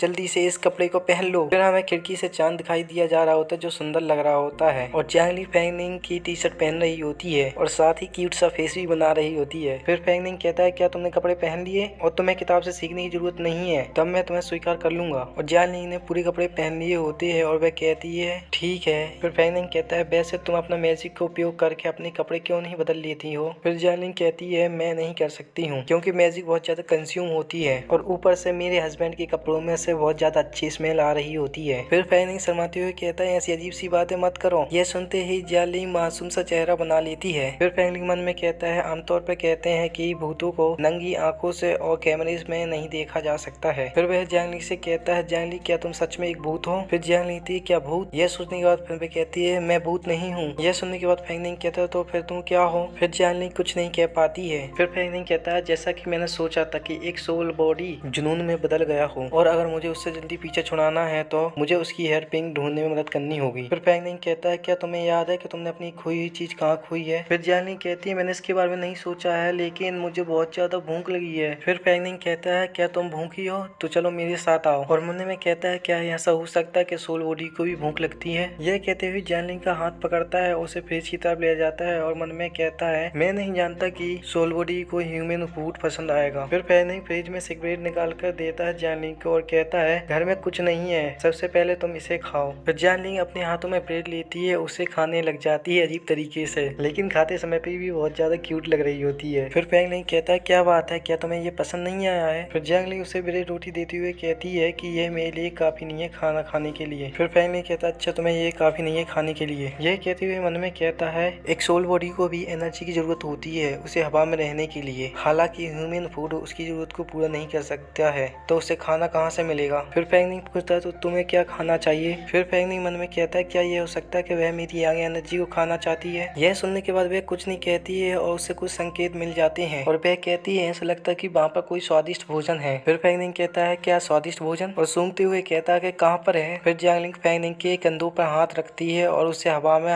उड़ाकर ले जाती है उसके अपार्टमेंट से और फैंगनिंग की बहुत जोरों से चीखें निकल जाती है और साथ ही हमें बहुत सारी बिल्डिंग दिख रही होती है और आसमान बहुत दूर से ग्रीन रोशनी दिख रही होती है जो फीमेल घोस्ट की होती है। फिर फैंगनिंग चिल्लाकर बोलता है कि तुम क्या करने जा रही हो, कम से कम मुझे ये बता दो तुम कहाँ लेती जा रही हो और मुझे अपने शूज तो बदलने देती। फिर हमें दूर से फीमेल घोस्ट की ग्रीन रोशनी दिखाई दे रही होती है और फैंगनिंग नीचे उतरता है और एक पेड़ के पास जाकर बहुत सारी उल्टी करने लग जाता है और जियांगलिंग आगे बढ़ने लग जाती है। फिर जियांगलिंग कहता है कि हम कहाँ आ गए हैं और वह किसी स्थान को देखकर उसकी आंखें फटी के फटी रह जाती है और देखते हैं एक बहुत डरावना बहुत ही कॉलेज होता है जहाँ पर जियांगलिंग आगे बढ़ती जा रही होती है और उसके पीछे फैंगनिंग बढ़ता जा रहा होता है। फिर हम कॉलेज को देखते हैं जो काफी ज्यादा डरावना लग रहा होता है और दोनों कॉलेज के अंदर जा रहे होते हैं। फिर फैंगनिंग कहता है मैंने हेवान प्राइमरी स्कूल के बारे में कहीं पर सुना है लेकिन मुझे याद नहीं आ रहा कि मैंने कहाँ पर सुना है। इतना कहने के बाद मन में कहता है कि ऐसा लगता है कि इस जगह पे कुछ गलत हुआ है। फिर वह मोबाइल निकालता है और हेवान प्राइमरी स्कूल की लोकेशन देखने लगता है अपने मोबाइल में और जैसे ही वह हेवान प्राइमरी स्कूल की लोकेशन देख लेता है अपने मोबाइल में वैसे ही देख के वह चौंक जाता है और मन में कहता है ओ ये तो हेवान गाँव है, मैंने इसे समाचार में सुना है, ये वास्तव में है और हालांकि ये मेरे किराए के घर से कुछ किलोमीटर दूरी है लेकिन मैंने किसी को इस गाँव की ओर जाते हुए नहीं देखा। लेकिन मैंने सुना है कि यहाँ पर एक डेवलपमेंट आया था अम्यूजमेंट पार्क बनाने के लिए और इस जमीन को खरीदने के बाद गाँव वाले दूसरी जगह पे चले गए थे और कंस्ट्रक्शन शुरू होने के बाद सुपर नेचुरल कई सारी घटनाएं घटी जिसके कारण यहाँ पर कुछ नहीं हुआ और गाँव वाले गायब हो गए। और इतनी सारी न्यूज पढ़ने के बाद वह डरते हुए जियांगली की तरफ देखता है और कहता है तुम यहाँ क्या कर रही हो। फिर जियांगली अपनी लाल टपकाती हुई कहती है वहाँ अंदर डिलीशियस फूड है। फिर फैंगनिंग कहता है आप जिस डिलीशियस फूड के बारे में बात कर रहे हैं वह वहाँ हो ही नहीं सकता है। यह कहने के बाद वह मन में कहता है उसके समान वहाँ ऊर्जा हो ही नहीं सकती है, क्या वह बुरी आत्मा को खाने की बात कर रही है। फिर फैंगनिंग जल्दी से अपनी फुर्ती दिखाकर एक पेड़ के पीछे छुपकर कहता है फिर अंदर जाओ और खाना खाओ, मैं यहीं पर तुम्हारा इंतजार करूंगा। फिर जियांगली कहती है लेकिन मैं अपने पति से ज्यादा दूर नहीं रह सकती हूँ तो इसलिए हस्बैंड मेरे साथ चलो ना हस्बैंड। यह कहने के बाद वह उसे धक्का मारते हुए अंदर ले जा रही होती है। फिर फैंगनिंग कहता है ठीक है लेकिन मुझे धक्का मारना बंद करो, मैं तुम्हारे साथ चलूंगा। फिर जियांगलिंग प्यारा सा चेहरा बनाकर उससे कहती है हाजिर मुझे कुछ स्वादिष्ट खाने के लिए ले चलो। 10 साल पहले जब स्कूल स्टार्ट हुआ था तब एक लड़की यहाँ मिसिंग हो गई थी और वह उस समय एक 6th ग्रेड स्टूडेंट थी और उसका नाम लियान जी था और जब अचानक से वह गायब हुई तो स्कूल भी बंद हो गया था और उसके माता पिता ने पुलिस को कॉल किया था और पुलिस वालों ने उसे पीछे वाले पहाड़ों पर भी देखा और सीसीटीवी कैमरा में भी देखा लेकिन वह कहीं पर भी नहीं मिली और उसे हर जगह देखने के बाद ऐसा लग रहा था जैसे कि वह हवा में गायब हो गई हो। और परिणाम स्वरूप कुछ महीने बाद लिंजिया की बॉडी अचानक से बिल्डिंग टीचिंग में मिली और उसकी बॉडी देख के टीचर और स्टूडेंट्स हैरान हो गए थे और पुलिस ने तुरंत ही घटनास्थल की जांच की और लिंजिया की बॉडी पर रिसर्च किया तो पता चला कि वह 1 महीने पहले ही मर चुकी थी और शरीर के आसपास एक भी निशान नहीं मिला जैसे मानो कि वह हवा से ही प्रकट हो गई हो। और अगले महीने बाद जियांग चैंग हेवान प्राइमरी स्कूल के पिछले प्रिंसिपल थे जिन्होंने अचानक से अपने अपार्टमेंट में बिना किसी कारण के सुसाइड कर लिया था। फिर वह दोनों पिछले प्रिंसिपल स्टेच्यू के पास पहुंच जाते और फैंगनिंग कहता है और तभी से हेवान प्राइमरी स्कूल में सुपर नेचुरल घटनाएं घटती रहती है और इसी कारण से तब से स्कूल बंद है। और फिर वह मोबाइल निकालता है और उसके बारे में और जानकारी निकालने लग जाता है और फैंगनिंग बहुत ज्यादा कांपते हुए कहता है मुझे महसूस हो रहा है कि वहाँ पर बहुत ही खतरनाक आत्माएं हैं। और जियांगलिंग फैंगनिंग की चारों तरफ घूमते हुए कहती है डिलीशियस। यह कहने के बाद वह स्टेच्यू के पास जाती है और उसके ऊपर हाथ रखती है। फिर फेंगनिंग कहता है यहाँ पर कुछ नहीं है तो चलो वापस चलते हैं। यह सुनने के बाद जियांगली बहुत ज्यादा गुस्सा हो जाती है और फेंगनिंग की तरफ बहुत ज्यादा गुस्से से देखने लग जाती है। फिर फेंगनिंग डरते हुए कहता है अरे जस्ट मैं मजाक कर रहा था बस। फिर फेंगनिंग मन में कहता मुझे ऐसा क्यों लगता है कि वह थोड़ा अविश्वसनीय है, लेकिन उसके यहाँ होने से ऐसा लगता है कि वह बहुत ज्यादा शक्तिशाली है और राहत भी महसूस होती है। फिर वह स्कूल का दरवाजा खोलता है और देखता है कि वहाँ पर अंदर बहुत सारी टूटी फूटी चीजें डरी हैं और फिर वे दोनों अंदर चले जाते हैं और फेंगनिंग टॉर्च जलाकर देखने लगता है आसपास। फिर जियांगली कहती है हस्बैंड ऊपर देखो वहाँ पर। यह सुनते ही फेंगनिंग भी ऊपर देखने लगता है। फिर वह ऊपर जाने लग जाता है और वह दोनों प्रिंसिपल के रूम के पास आ जाते हैं। यह देखकर जियांगली बहुत तेजी से प्रिंसिपल के रूम के पास जाने लग जाती है। उसे दौड़ते हुए देखकर फेंगनिंग कहता है मेरे लिए रुक जाओ और फिर वह दोनों प्रिंसिपल के रूम में चले जाते हैं। फिर फेंगनिंग किसी चीज को देखकर कहता है यह तो। इतना कहने के बाद जियांगली किसी चीज को देखती है और कहती है ये तो बहुत ज्यादा स्वादिष्ट लगती है और फेंगनिंग उस चीज को हाथों में उठाता है और उसे देखने लग जाता है और फिर मन में कहता है इसे पकड़कर थोड़ा सा ठंडक महसूस होती है, लेकिन इसके अलावा और कुछ नहीं है इसमें। और फिर जियांगली फेंगनिंग के हाथों से लेकर अपने हाथों में लेकर उसकी ऊर्जा को निकालकर खाने लग जाती है और उसकी ऊर्जा को खाने के बाद वह फेंगनिंग के हाथों में दे देती है और उस ऊर्जा को निकल जाने के बाद वह बहुत ज्यादा खुश होने लग जाती है और कहती है ये बहुत ज्यादा डिलीशियस था। यह सुनकर फेंगनिंग कहता है तुमने क्या खाया था अभी? फिर जियांगली कहती है मैंने अभी सोल पावर खाया था, इस कॉम में सोल पावर थी। फिर फेंगनिंग मन में कहता है इसे खाने के बाद इसमें से ठंडा कोल्ड एटमोस्फेयर चला गया है। फिर जियांगली अजीब सी हरकतें करके कहती है अगर मैं इसे खाती हूँ तो मेरा पेट फुल भर सकता है। फिर फेंगनिंग दोबारा से मन में कहता है इस कंघी की सोल पावर खाने के बाद वास्तव में जियांगली का पेट फुल हो जाएगा और क्या ऐसा हो सकता है कि इस स्कूल में वास्तव में इविल घोस्ट हो? फिर जियांगली उसका हाथ पकड़कर कहती है हस्बैंड वहाँ पर इससे भी बेहतर कुछ है। फिर फेंगनिंग कहता है कि कहाँ पर? फिर जियांगली कहती है मुझे नहीं पता कि कहाँ पर, लेकिन यहीं आसपास होना चाहिए। फिर फेंगनिंग कहता है ठीक है, अब जब तुम यहाँ पर हो तो मैं तुम्हारे साथ ढूंढूंगा। यह कहने के बाद वह आगे जाकर रुक जाता है। फिर फेंगनिंग कहता है कि यहाँ पर एडवेंचर वीडियो अच्छी तरीके से बन सकते हैं, मैं इस बारे में सोच रहा हूँ, चलो अपने एडवेंचर वीडियो बनाते हैं यहाँ पर और साथ ही इससे कुछ पैसे कमा लेते हैं।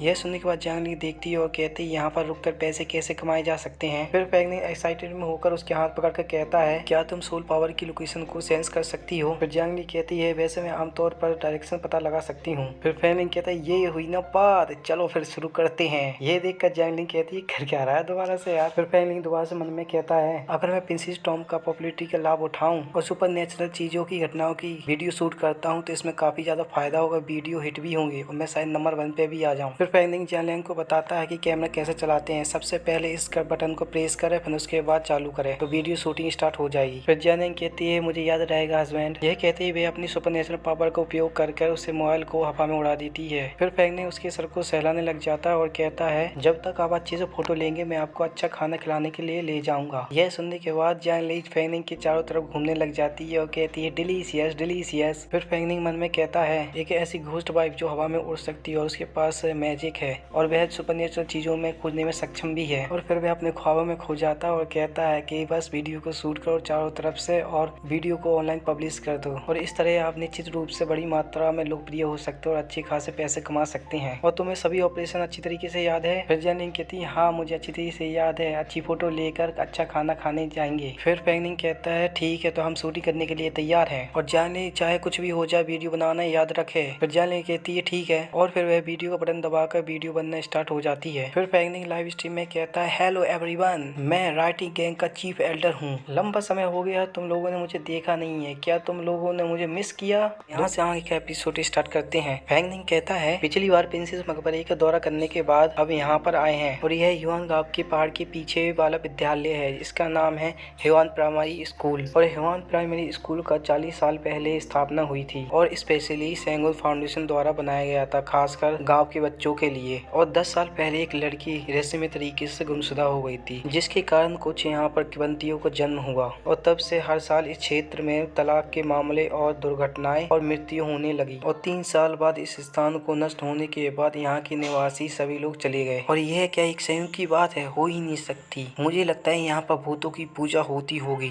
तो आइए मैं आपको अपने साथ एक रहस्यमय विद्यालय की गहराई तक ले चलूं और रहस्यमय चीजों का उजागर करते हैं। जैसे कि आप देख सकते हैं यह पिछले प्रिंसिपल का एक ऑफिस है और फेंगनिंग के पीछे से उस कंघी में से कुछ एनर्जी सी निकलने लग जाती है। फिर वह कंघी हवा में उड़ने लगती है। फिर जियांगली को स्मेल आने लगती है और जियांगली कहती है यह तो बहुत स्वादिष्ट लगता है। इतना कहने के बाद वह सिर हिलाकर कहती है मैं नहीं खा सकती, मैं नहीं खा सकती अभी, और मुझे अच्छी वीडियो बनानी है जिसके बाद मुझे डिलीशियस खाना खाना मिलेगा खाने के लिए। फैंगनिंग कहता है ऐसा कहा जाता है कि आखिरी जगह जहां लड़की लिंगसिया का शरीर हवा में गायब हुआ था वह प्रिंसिपल का ऑफिस था और फांसी लगाने वाले प्रिंसिपल की मौत भी इसी कमरे में हुई थी। तो यह सभी इस घटना का स्रोत होना चाहिए। तो हाल ही में मैंने प्रिंसिपल के कमरे का निरीक्षण किया तो यहाँ पर एक लड़कियों की कंघी मिली और अभी इतना ही पता चला है, आगे और देखते हैं। फिर वह कहता है मैं इस कंघी को पकड़ क्यों नहीं पा रहा हूँ और वह देखता है कि वह कंघी एक ही स्थान की बार बार चक्कर लगा रही होती है। फिर वह जियांगलिंग की तरफ देखता है और कहता है जियांगलिंग क्या तुम यह कर रही हो? यह कहकर वह मन में कहता है क्या वह जियांगलिंग अपनी पावर से मेरी मदद कर रही है, लेकिन मैंने उससे मदद करने के लिए कहा भी नहीं अभी तक तो। फिर अचानक से ली जियांग का भूत फैंगनिंग का हाथ पकड़ लेती है। फिर फैंगनिंग जियांगलिंग की तरफ देखता है और कहता है यह तो जियांगलिंग नहीं है तो यह कौन है और यह हाथ मेरा किसने पकड़ के रखा है? इतना कहकर वह पीछे पलट कर देखता है, तब वह बहुत ही खतरनाक भूत को देखता है और वह भूतनी उससे चिपकते ही जा रही होती है। फिर फैंगनिंग कहता है यह भूतनी कहाँ से आ गई और मुझसे चिपक क्यों रही है? फिर वह भूतनी फैंगनिंग का बहुत जोर से गला पकड़ लेती है। फिर फैंगनिंग मन में कहता है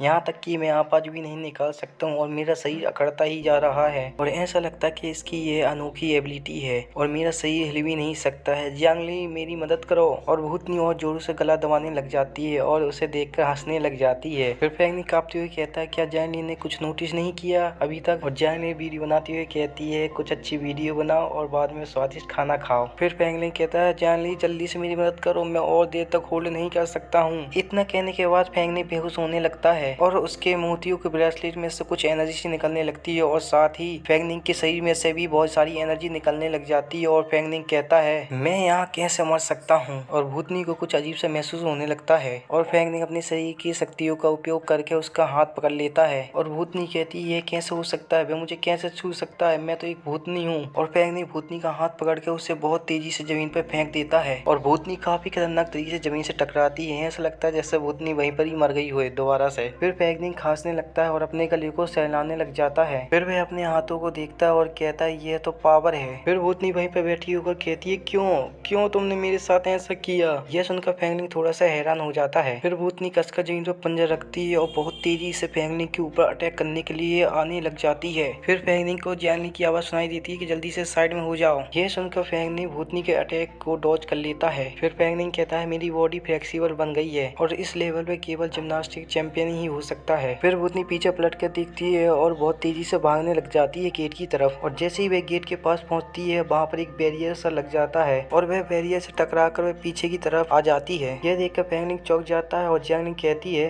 हस्बैंड आप अपनी शक्तियों का उसके ऊपर प्रैक्टिस कर सकते हैं। यह सुनकर भूतनी सतर्क हो जाती है और फैंगनिंग अपने हाथों को देखकर मन में कहता है यह पता चला यह तो जियांगलिंग की आवाज थी जो मैंने अभी सुनी थी। क्या जियांगलिंग ने मुझे अभी शक्ति दी है? यह तो अच्छी सोच है। चलो तो फिर मेरी परफॉर्मेंस दिखाने का समय आ गया। फिर फैंगनिंग बहुत तेजी से पंच मारता है लेकिन भूतनी उस पंच को डॉज कर लेती है और मन में कहती है इस आदमी के साथ क्या हो रहा है, ऐसा लगता है इस आदमी के साथ कुछ गलत है। फिर फैंगनिंग उसका हाथ पकड़ लेता है और कहता है तुम कहाँ जा रही हो? तुम्हारे बिना मेरी वीडियो नहीं बन पाई और पॉपुलर भी नहीं हो पाएगी, मैं तुम्हारे ऊपर निर्भर करता हूँ। यह कहकर फैंगनिंग बहुत जोर से पंच मारता है और भूतनी दीवार से जाकर टकरा जाती है और उसके मुंह से ब्लैक ब्लड निकलने लगता है। फिर फैंगनिंग उसका हाथ पकड़कर कहता है यदि तुमने मुझ पर छिपकर हमला करने की कोशिश की तो मैं तुम्हें बहुत पीटूंगा और तुम्हें भागने भी नहीं दूंगा। फिर भूतनी कहती है ठीक है। यह कहकर वह ट्रांसफॉर्म होने लगती है। फिर उसके होंठ काफी सुंदर हो जाते हैं और साथ ही उसके बूब्स बड़े और सुंदर हो जाते हैं। फिर वह फैंगनिंग को अचानक से किस कर लेती है और फैंगनिंग चौंक जाता है और आंखें फटी की फटी रह जाती है उसकी। फिर भूतनी का पूरा ट्रांसफॉर्म फॉर्म दिखाई दिया जाता है जिसमें बहुत ज्यादा सेक्सी और सुंदर लग रही होती है। फिर भूतनी फैंगनिंग को प्यार से गले लगाकर कहती है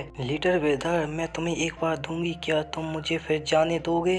एक एपिसोड यहाँ से स्टार्ट करते हैं। फिर ली जियांग उसके बहुत करीब आकर कहती है लिटिल ब्रदर जब तक आप मुझे जाने देंगे मैं वही करूंगी जो आप चाहेंगे। फिर वह फैंगनिंग के कान को चाटकर पीछे से हटने लगती है और फैंगनिंग बहुत ज्यादा शर्माने लगता है और कहता है बहुत अच्छा महसूस हो रहा है। यह कहकर उसे अचानक से डर लगने लगता है और वह पीछे पलट कर देखता है तो उसकी वाइफ बहुत ज्यादा गुस्सा होने लगती है और कहती है हस्बैंड तुम क्या कर रहे हो? यह देखकर फैंगनिंग लीजिया के ऊपर बहुत ज्यादा चिल्लाकर कहता है अपना मुंह बंद कर और दिन के उजाले में तू मुझे सेड्यूस कैसे कर सकती है? यह सुनकर ली जियांग मन में कहती है अब मैं ये महान रात्रि कहाँ से लेकर आऊँ। फिर फेंगनिंग कहता है ये मत सोचो कि तुम अपने छोटे छोटे तरीके से मुझे सेड्यूस कर सकती हो। यह कहने के बाद मैं मन में कहता है अगर मैं यह नहीं कहता तो मेरी पत्नी मुझे हंटर से मार मार के अपनी तरफ भूत बना देती मुझे भी। यह कहने के बाद वह अपना पसीना पहुँचता है और लंबी सी सांस लेकर सांस छोड़ता है। फिर ली जियान रोती हुई कहती है लिटिल ब्रदर मेरा यकीन करो, मैं तुम्हें और नुकसान नहीं पहुँचाऊंगा। यह कहने के बाद ली जियांग फेंगनिंग के चेहरे के ऊपर धुआं धुआं से कुछ छोड़ देती है। फिर फेंगनिंग खांसते हुए कहता है ये उसने मेरे साथ क्या किया अभी।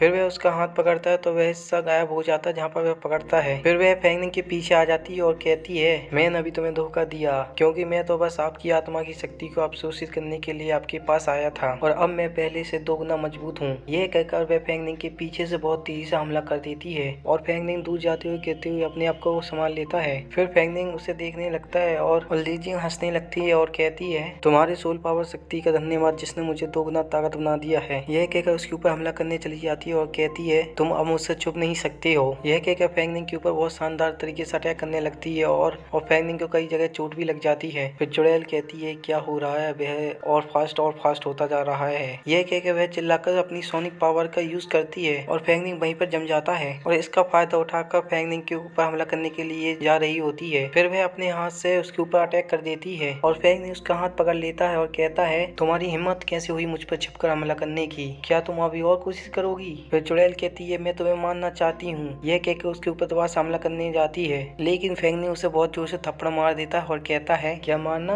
तुम बस लड़ना और मारना जानती हो, यही सीखा है क्या तुमने। फिर चुड़ैल कहती तुम्हारी हिम्मत कैसे हुई मुझे डांटने की। यह सुनकर फेंगनिंग दूसरे थप्पड़ लगाता है और कहता है तुम क्या कर रही थी, इन खरोचों को देखो जो तुमने मेरे शरीर पे लगाई है। यह कहने के बाद वह गुस्से से चुड़ैल का सिर पकड़कर टेबल पर बार बार मारता जा रहा होता है और लाइव स्ट्रीम में फेंगने काले से इविल स्पीड को अपने हाथों से मारता जा रहा होता है और जंगली वीडियो बना रही होती है। इविल स्पीड की पावर आ रही होती है तो वह उस इविल स्पीड की सोल को खाने लग जाती है और खाने के बाद वह बहुत ज्यादा खुश होकर कहती है बहुत ज्यादा डिलीशियस था ये तो। और फेंगनिंग उससे पकड़ कर कहता है मुझे बताओ तुम क्या हो और तुम लोगों को यहाँ पर नुकसान क्यों पहुँचा रही हो। वह बोलने वाली होती है कितनी देर में वह बहुत जोरों से रोने लग जाती है और ये देख कर फेंगनिंग हैरान हो जाता है और वह मन में सोचने लगता है यह कैसी स्थिति बन गई है और वह अचानक से रोने क्यों लग रही है इतनी जोरों जोरों से। ऐसा लगता है जैसे मैं विलन हूँ और मैं उसे बुली कर रहा हूँ। और फिर वह बैठ जाती है और उसकी इविल सोल जाने लग जाती है और वह छोटी होने लगती है और कहती है तुम मेरे साथ ऐसा क्यों कर रहे हो।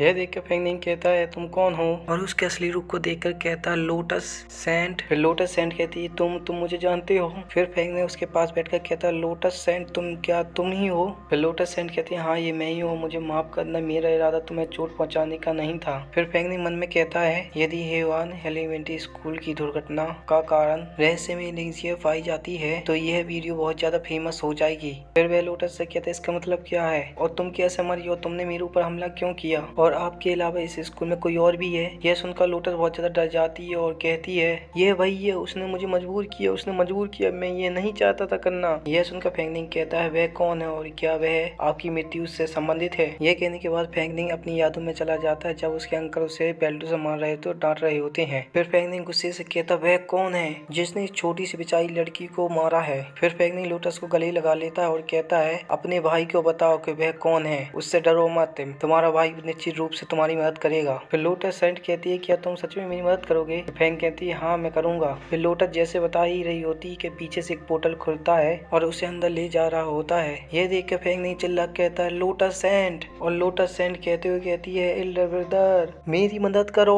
और यह पोर्टल लोटस सेंट को पूरा अंदर ले जाती है और फेंगनिंग वहीं पर खड़ा रह जाता है और कहता है यह क्या है और उसी पोर्टल में से बहुत बड़ा मोस्टर निकलता है और कहता है तुम्हारी हिम्मत कैसे हुई मेरी लोटस सेंट को छूने की। यह कहने के बाद वह फेंगनिंग के ऊपर हमला करने जा रहा होता है और फेंगनिंग कहता है इस मोस्टर से लड़ना काफी ज्यादा कठिन लग रहा है। फिर जंगली बीच में आ जाती है और कहती है तुम मेरे हस्बैंड के साथ क्या करने जा रहे थे। यह कहकर वह एक शील्ड बना लेती है और उस मोस्टर के पंच को रोक लेती है लेकिन फेंगनिंग उस प्रेशर को नहीं झेल पाता है और वह दीवार में जाकर टकरा जाता है। फिर वह दीवार से नीचे गिर जाता है। यह देखकर जंगली कहती है हस्बैंड क्या तुम ठीक हो और इसका फायदा उठाकर जंगली के ऊपर वह हमला कर देता है और उसका पंजा बहुत जोर से जंगली को लगता है और जंगली हवा में ही उड़ जाती है और फेंगनिंग धीमे धीमे बेहोश होने लगता है और कहता है जंगली और जंगली फेंगनिंग के पास आ रही होती है लेकिन पीछे से मॉन्स्टर उसे पकड़ लेता है और यह सब फेंगनिंग बेहोश होते हुए देखते जा रहा होता है। एपिसोड वहीं से स्टार्ट करते हैं जहाँ से खत्म हुआ था। फिर फेंगनिंग आंखें खोलता है और जियांग ली उसे दिखाई देती है और चिंतित होकर जियांग ली कहती है, हस्बैंड क्या तुम जाग गए? और जियांग ली पेड़ पर बैठकर अपनी गोदी में फेंगनिंग को लिटाए हुए होती है और उसे जागते हुए देखकर जियांग ली बहुत ज्यादा खुश हो जाती है और खुशी से कहती है, हस्बैंड तुम जाग गए। और फेंगनिंग की जैसे ही आंखें खुलती है वैसे ही वह उठ जाता है जियांग ली की गोदी से। फिर वह नीचे गिरने लगता है और जोर से चिल्लाने लग जाता है और जैसे ही वह जमीन से टकराने वाला होता है कि जियांग ली अपनी पावर से उसे वहीं पर रोक लेती है और उसे अपनी सही तरीके से लैंडिंग करवाती है अपनी जादू से। फिर फेंगनिंग मन में कहता है, हम ह्यूआन प्राइमरी स्कूल के गेट के बाहर है और हम बच निकले हैं और ब्लैक मॉन्स्टर का क्या हुआ, वह कहाँ से आ गया था अचानक से।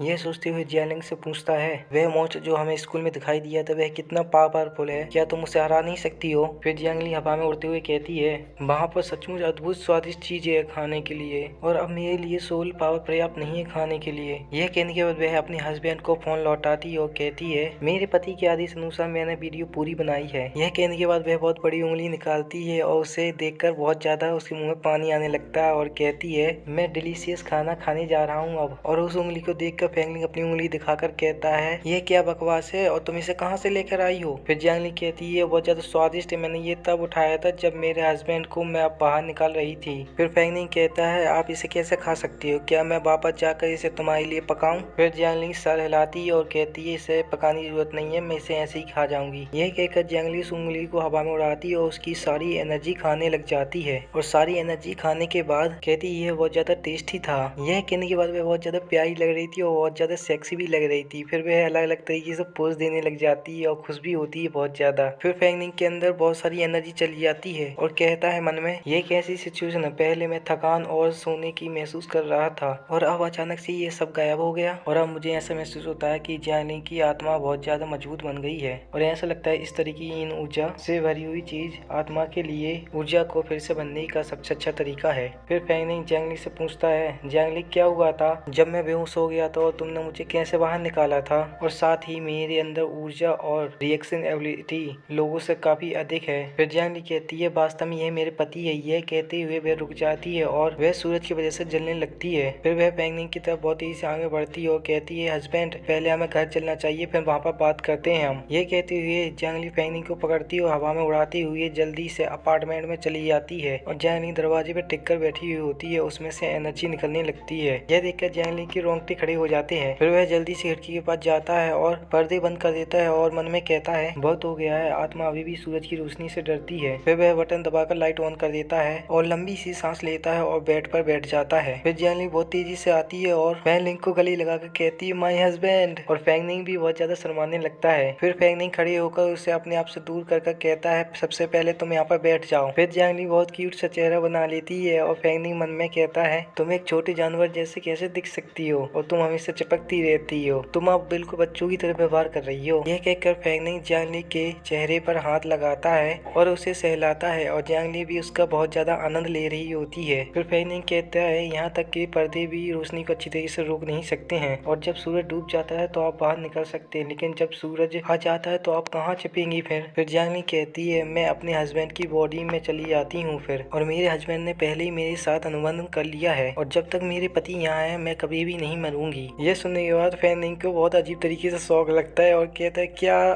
कहा तुमने अभी? और मैंने कब अपॉइंटमेंट ली और मैंने कब हस्ताक्षर किया कॉन्ट्रैक्ट पर? मैं क्यों नहीं जानता इसके बारे में? फिर जियांग ली कहती है, हाँ मेरे पति, क्या तुमने ये नहीं कहा था कि तुम मुझसे शादी करना चाहते हो और तभी तुमने मुझे अंगूठी पहनाई थी और हमारी शादी हो गई थी, उसी समय एक कॉन्ट्रैक्ट हो गया था और अब मैं और मेरे पति एक है और जब तक मेरे पति मेरे लिए स्वादिष्ट खाना ढूंढते हैं मैं अपनी ताकत हासिल कर सकती हूँ। ये सुनकर फेंगनिंग कहता है, एक मिनट रुको, सबसे पहले एक बॉडी होने का क्या मतलब है? फिर जियांग ली कहती है, अगर मैं भूखी हूँ तो मेरे पति मुझे कुछ स्वादिष्ट खाना खाने के लिए ले जाएंगे और अगर मेरे पति मुझे पर्याप्त खाना नहीं देते खाने के लिए तो मेरा पति तभी मर जाएगा और यदि मेरा हस्बैंड मरा तो मैं भी मर जाऊंगी, तो इसलिए मैं निश्चित रूप से अपने पति की रक्षा करूंगी। यह सुनकर बेचारी को बहुत ज्यादा शौक लगता है और वह मन में कहता है, ठीक है, अब मैं जानता हूँ कि मैं किस बात को लेकर थका हुआ और कमजोरी महसूस कर रहा था। फिर फेंगनिंग कहता है, तब जो शक्ति अचानक से प्रकट हुई वो केवल आपकी वजह से हुई थी? फिर जियांग ली कहती है, हाँ मेरे पति भी अब मेरी शक्ति को शेयर कर सकते हैं। यह कहने के बाद जियांग ली बहुत ज्यादा खुश होती है और कहती है, अगर मैं भरपेट खाना खाऊं तो मेरा पति भी बहुत ज्यादा मजबूत बन सकता है। फिर फेंगनिंग कहता है, ऐसा लगता है जैसे मैंने एक जैकपॉट मारा हो और मैंने गलती से एक कॉन्टेक्ट कर लिया हो। फिर हमें ह्यूआन प्राइमरी स्कूल दिखाई दिया जाता है और किसी ने लोटस को बहुत तेजी से दीवार पर फेंका हुआ होता है और दीवार से टकराकर लोटस को बहुत ज्यादा दर्द होता है और फिर जमीन पर गिर जाती है और वहीं पे किसी इविल सोल का पैर दिखाई दिया जाता है और इस इविल के चारों तरफ काफी ज्यादा डार्क एनर्जी होती है और कहता है, लोटस मैंने कहा था कि तुम्हें लोगों को मानना है, तुमने मेरी बात नहीं सुनी, यहाँ तक कि तुमने मेरी जानकारी भी बताने की कोशिश की। यह कहकर वह लोटस का गला पकड़ता है, उसका गला दबाने लगता है। फिर वह कहता है, तुम्हें पता होना चाहिए अगर हम उन्हें नहीं मानेंगे तो वे हमें मार देंगे। यह कहने के बाद वह और तेजी से गला दबाने लगता है और लोटस सांस नहीं ले पा रही होती और खांसने लगती है और फिर वह उसे गले लगा लेता है और कहता है, लोटस एंड तुम मेरी हो, मैं तुम्हें मुझे छोड़ने नहीं दूंगा। यह सुनने के बाद लोटस एंड बहुत ज्यादा डरने लग जाती है। फिर वह इविल घोस्ट कहता है, मुझे महसूस हो रहा है कि वे वापस आएंगे और अगली बार मैं निश्चित रूप से अपने दोनों हाथों से यहीं उन्हें मार डालूंगा।